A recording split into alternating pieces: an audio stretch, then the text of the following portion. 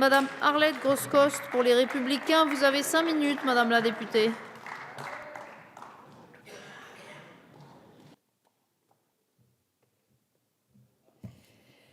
Madame la présidente, messieurs les ministres, madame la rapporteure, monsieur le président, mes chers collègues, vous nous avez annoncé un budget sans surprise. La réalité dépasse la fiction, car les failles qui y sont détectées une nouvelle fois le rendent peu audible. On y trouve ce mélange détonnant de cadeaux médiatisés et de restrictions grappillées par-ci par-là, plus destinées à rassurer Bruxelles ou les marchés financiers. À tout le moins, le budget est bien plus politique que financier. Il en est ainsi des 16 milliards d'économies très peu renseignées, à telle enseigne que flottent toujours 3 milliards. De plus, est-il besoin de rappeler, pour la bonne compréhension, que les économies sèches sont minimes, mais qu'il s'agit bel et bien des dépenses moindres par rapport à un tendanciel d'évolution spontanée. Ainsi, en 2015, 21 milliards d'économies étaient annoncées, seuls 18,6 réalisés. Les prévisions gouvernementales de croissance et concomitamment la baisse du déficit sont intéressantes et je souhaite très sincèrement leur réalisation. Pour autant, les aléas de la conjoncture économique ne permettent pas d'être aussi affirmatifs que le gouvernement l'entend. Il en est de même des rentrées fiscales qui apparaissent surévaluées. Cette baisse de rentrées s'explique aisément puisqu'elle est la conséquence inéluctable du comportement de certains contribuables qui, pressurés par une surfiscalisation confiscatoire, alignent leur temps de travail. Nous avons dépassé de très loin le travailler plus pour gagner plus. Au nom d'un social dogmatisme, vous annoncez une baisse des impôts des ménages à faible revenu. Permettez-moi de rappeler que la fiscalité des ménages a augmenté pourtant de 18 milliards au cours des 3 derniers PLF. Avec un taux de prélèvement obligatoire, ça a été dit, je le répète, élevé à 44,5% du PIB, les classes moyennes et supérieures trinquent, car les fruits de la croissance, bien qu'annoncés, ne sont toujours pas au rendez-vous.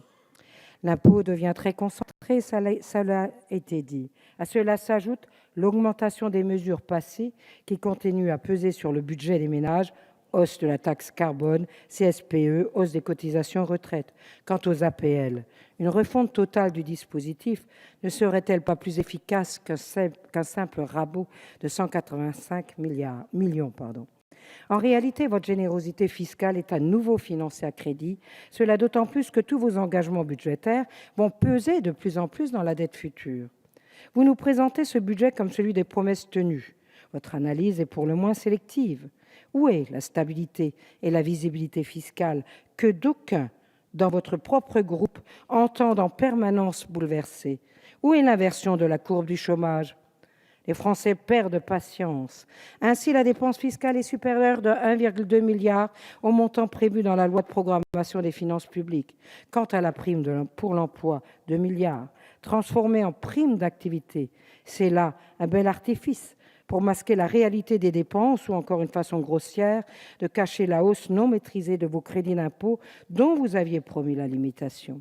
Sans parler de l'amendement proposé en commission des finances qui ouvrirait la porte à la fusion CSG-IR pour rendre l'impôt davantage progressif. Hérésie s'il en est. Quant au chômage des jeunes, 100 000 nouveaux jeunes sans emploi depuis avril 2012. Les contrats de génération, les emplois d'avenir, tous ces contrats subventionnés n'ont été qu'un sparadrap, alors que 300 000 emplois seraient non pourvus en France. Dans un premier temps, vous avez choisi de sacrifier l'apprentissage, pourtant formidable vecteur d'intégration dans l'emploi. Doucement, vous revenez à meilleure décision, ayant compris votre erreur. Où est la logique ? Les expériences reçues de nos pays limitrophes ont très peu servi. Ces pays dans lesquels un apprenti peut devenir sans problème le patron d'une grande entreprise. La réforme territoriale qui va bousculer l'organisation administrative et la gestion des crédits liés à l'apprentissage saura-t-elle répondre au plus d'apprentis ? Voilà la 3e année que vous êtes aux affaires. Et malgré des taux d'emprunt exceptionnellement bas, les critères de Maastricht ne sont toujours pas respectés, la croissance est atone, l'investissement est en berne, notre endettement développement est inquiétant. Aucune réforme de fond n'est visible, bien au contraire. Le nombre de fonctionnaires repartira à la hausse. Espérons cette fois-ci que la trésorerie sera suffisante pour assurer leur paye. La Chine, l'Inde, les pays émergents posent problème. L'onde de choc de ces économies ne peut être écartée. Dans un tel contexte, une politique court-termiste est particulièrement dangereuse. J'en veux pour preuve une remontée des taux prévisibles, quid des 187 milliards d'émissions de dette sur les marchés qui risquent de déraper. De surcroît, la confiance en notre économie est ternie par une ambiance sociale déplorable. Où est la France apaisée ? Comment nos entreprises, dans une telle ambiance, auront-elles à cœur d'ouvrir la voie de l'embauche et des recettes publiques ? Plus spécifiquement, un amendement à l'article 20 prévoit une contribution sur les passagers de l'aéroport Bâle-Mulhouse, dont les contours sont très flous et sans étude d'impact. Monsieur le ministre, pouvez-vous me confirmer que la mise en place de cette contribution est subordonnée à la signature de l'accord global comportant plusieurs points et actuellement en négociation ?